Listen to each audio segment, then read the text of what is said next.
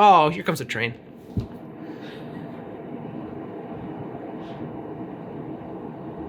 Welcome back, friends. It's Anders, and it is almost Valentine's Day. So happy almost Valentine's Day. This is a gin cocktail for the gin haters out there. This is a lovely cocktail for the lovers out there. It is called the Juliet and Romeo, which I had when it first hit the streets. I've made it for people and I stick to the original recipe because it is that good. If you're new to the channel, hit that subscribe button for more sips, tips, and recipes. And let's go make the Juliet and Romeo, a Shakespearean cocktail at the bar.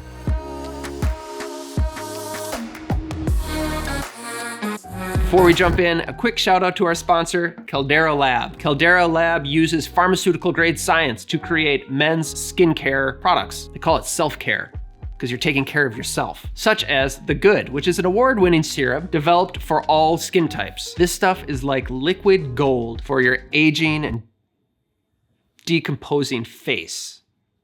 Since using this stuff, I feel like my skin is healthier, I look younger. Oh yeah, that's the stuff. I'm glowing? Feel like I'm glowing. I think I look pretty good for being multiple centuries old. Also, Caldera Lab is a company you can feel good about supporting. Not only is the product sustainably produced and packaged, they're cruelty-free, and 2% of their proceeds go to vetted nonprofits. And if that doesn't sell it, use my link down below or the code Erickson at checkout, and you will receive 20% off your purchase. Try it for 60 days. If you don't love it, Caldera Lab will refund you 100%, no questions asked. Although I will have some questions for you, like what's your favorite pizza topping? First concert you ever went to? Best concert? Thank you, Caldera Lab.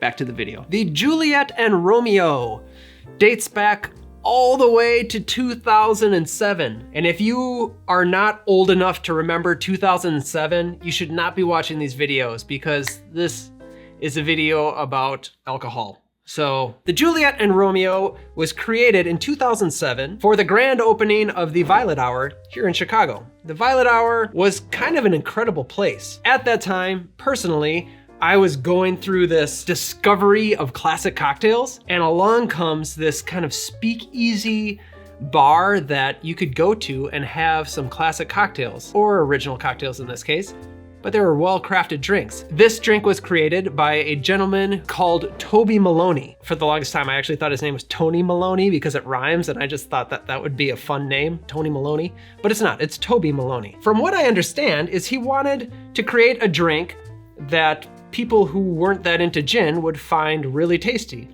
And that's exactly what it is, because there are other beautiful flavors that make it really tasty. Now, other bars have begun to make the Juliet and Romeo and put that on their menus, at least here in the Chicago area. I am guilty of that. Working behind the bar, I would occasionally make this drink because it's tasty and everybody always likes it that drinks it. Now with this channel, I'm gonna try to push this out to a greater audience because Toby came up with a really nice drink. It also pops up quite a bit around Valentine's Day. The lovers, you know, but also rose water is used in it. So it has a little touch of rose. Roses and love.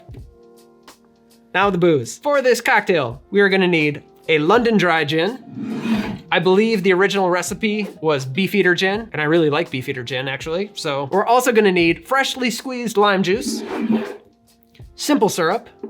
I'm sticking to the original recipe as Toby intended, so I'm using a 1-to-1. Usually I do a semi-rich, but this is a straight simple syrup. We're also gonna need a little bit of cucumber, some mint. I've got a sprig of mint we're gonna use in the cocktail, and one lonely little leaf here as a garnish. Then we're gonna need this stuff here. Rose water, and we're gonna need Angostura Bitters. I put this in a dropper bottle because this is gonna be used as a garnish. We're also gonna need a little salt. Salt in a cocktail is really nice. It pulls out a lot of the flavors, but in this case, it's also gonna help us break down the cucumber because we are gonna muddle. So, let's get this off to the side and let's build.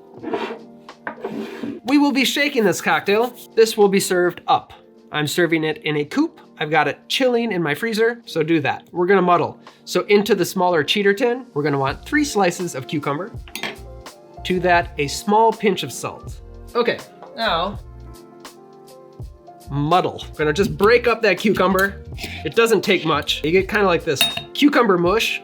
It's a technical term that we use in the bartending world. Yep, 100% flavor. Now I'm gonna set this off to the side because I'm still gonna build the cocktail in here. I will add the ice in here. I like that because this measures out the appropriate amount of ice. We're gonna start with the gin. 2 ounces of the London Dry Gin.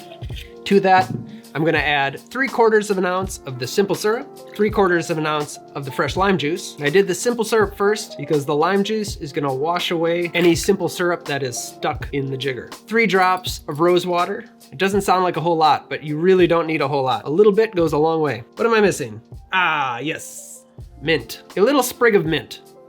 I like to give it a clap just to wake it up, but we're gonna shake this all together, so not entirely necessary. Let's add ice and shake. About 15 seconds. Good and cold. I'm gonna double strain this into my chilled coupe. Now this is gonna come right to the top of my glass. Traditionally, it was served with a little sidecar, so you could certainly do that instead. Pretty color, it's a pale green. Now, we are gonna float that little piece of mint, get a little tap, and carefully, ever so gently, right on top. We're not done. We're gonna put 1 drop of rose water right on top of the mint leaf. Now we'll get the nose of mint and rose. That's fun. Now the Angostura Bitters, we're gonna do 3 dots around the mint leaf. Go 1, 2, 3. They're like little drops. This is Juliet's happy dagger. That was a Shakespearean reference for all of you theater folks. The Juliet and Romeo. Cheers. All right, Oz, do you wanna join me? Yes. Cheers. All right. What a beautiful color. I love the minty green color. Refreshing. Cucumbery, minty. Do you get the cucumber more than the mint? I think I get the cucumber more than I get the mint. I get the salt. It's a delight, really. Is it salty or just No. a little? Okay. It's not salty, probably because I know that it's in there. What do you think? I think that's a great cocktail. What I find really interesting about this one is we're using a London Dry Gin. Pretty much the giniest of gins, but it really is subdued with all the cucumber, the lime, the syrup, and really the rose. is. So I do think that this is a nice introduction for gin. Cheers to Toby Maloney for making this drink that is wonderful. And I have never served this cocktail to somebody who has disliked it. So thank you, Toby. Cheers to William Shakespeare for creating the characters of Juliet and Romeo that inspired the name of this cocktail. Cheers to Oz for being here and enjoying this cocktail with me. Happy Valentine's Day to you, to all of you. Yeah, happy Valentine's Day. Like and subscribe. We'll see you next time. Goodbye. Goodbye.